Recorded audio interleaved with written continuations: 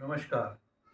पिछले अंक में हमने चर्चा की थी पित्त दोष क्या होता है और उसके क्या लक्षण होते हैं जो हमारी ज़िंदगी में दिखाई देते हैं। उसी अंक में आज हम चर्चा करेंगे कि कुंडली में कौन से वो योग होते हैं जिनसे हम पहचानें कि पित्त दोष हमारी कुंडली में है या नहीं है, और साथ-साथ क्या उपाय करने चाहिए जिससे पित्त दोष शांत हो।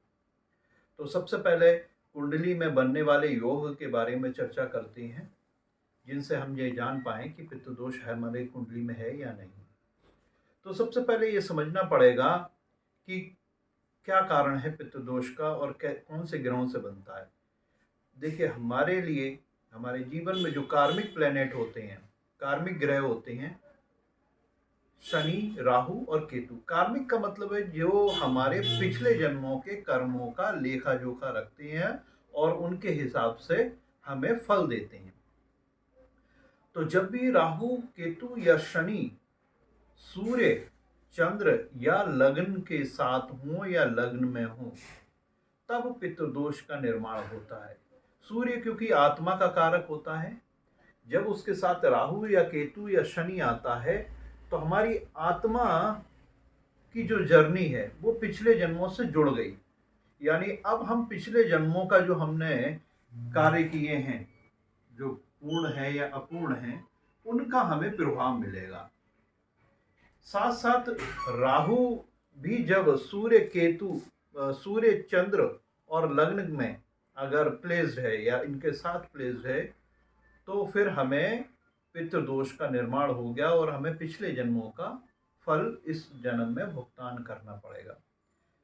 साथ साथ जो 9th हाउस होता है वो पिता का स्थान होता है और 9वें से 9वां पंचम भाव होता है, वो भी हमारे पितरों से एसोसिएट होता है। जब इन ग्रहों में राहु जैसा ग्रह अगर आ जाता है तो भी पित्त दोष का निर्माण हो जाता है। साथ साथ राहु के लिए 4 जो केंद्र स्थान होते हैं वो भी बोले गए हैं कि पित्त दोष बनाते हैं। लग्न, चतुर्थ भाव, सप्तम भाव और दसम भाव, ये सभी भाव में जब राहु आएगा तो पित्त दोष बनेगा।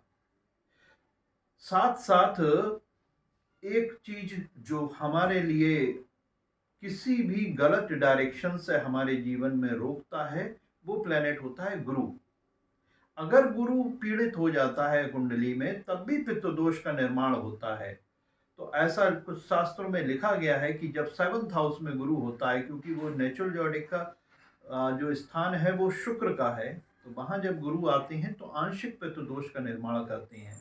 ऐसे ही 10th भाव में जब गुरु होते हैं, क्योंकि वहाँ पे शनि की राशि मानी जाती है काल पुरुष के चार्ट में, वहाँ जब गुरु होते हैं तो नीच के माने जाते हैं। इसलिए कुछ विद्वानों का मत है कि पित्त दोष जो है जब गुरु 10th भाव में होता है तब भी पित्त दोष का निर्माण होता है। साथ साथ राहु 8th भाव में भी बैठ के पित्त दोष देता है। तो ये जो कुछ कॉम्बिनेशंस मैंने आपको बताए हैं जो पित्त दोष देते हैं, ठीक है। अब बात आती है कि इसका समाधान क्या है। तो समाधान, बहुत सारे प्रचलित समाधान हमारे जो ज्योतिषी हैं या ब्राह्मण हैं वो देते हैं। उनमें से जो कुछ नॉर्मल हैं वो मैं आपको बताता हूँ। जैसे सबसे पहला है गाय को चारा देना, ठीक है, या गाय को खिलाते रहना, रोटी खिलाना। एक बहुत बढ़िया उपाय है कि गाय की पहली रोटी, कुत्ते को 1 रोटी और 1 रोटी कौवे को प्रतिदिन देना, ये पित्त दोष का बहुत ही अच्छा उपाय है। साथ साथ पक्षियों को दाना डालना भी पित्त दोष के लिए बहुत उपाय अच्छा माना जाता है। ऐसे ही अपने पितरों के लिए अमावस के दिन अगर हम दान देते हैं गरीब व्यक्तियों को, ठीक है, या हम तर्पण करते हैं गंगा जी में, तो भी एक बहुत अच्छा उपाय पितरों के लिए माना जाता है। कुछ विद्वान कहते हैं कि चंद्रमा खीर का दान अगर हम मंदिर में देते हैं या भोजन हम मंदिर में या ब्राह्मणों को अमावस वाले दिन खिलाते हैं तो भी पितरों के लिए वो मिलता है और पितृ दोष का एक अच्छा उपाय माना जाता है। पर ये जो सभी उपाय हैं ये एक लंबे समय तक करने पे एक सकारात्मक प्रभाव डालते हैं।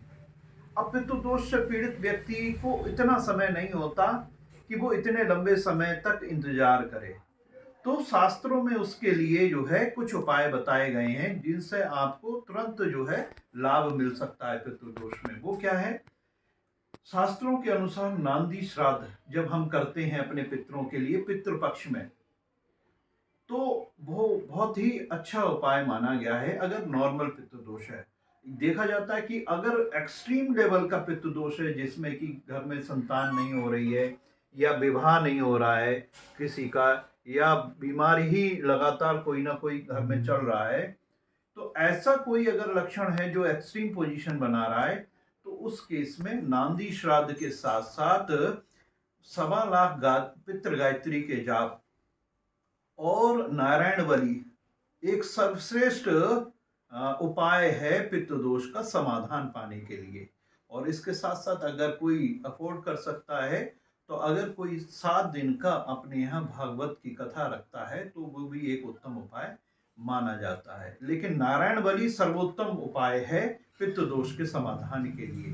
तो ये समाधान अगर करते हैं तो निश्चित ही आपको जो है पित्त दोष से छुटकारा मिलेगा और आपकी समस्याओं का समाधान होगा। एक चीज बहुत देखी गई है कि जब तक कुंडली में पित्त दोष का उपाय नहीं होता तब तक कोई भी उपाय कार्य नहीं करता, और अगर आप कुछ नहीं करते हैं उपाय तो 7 जन्मों तक वो पित्त दोष कैरी फॉरवर्ड होता है, ये देखा गया है कुंडली में। तो ये कुछ उपाय होते हैं।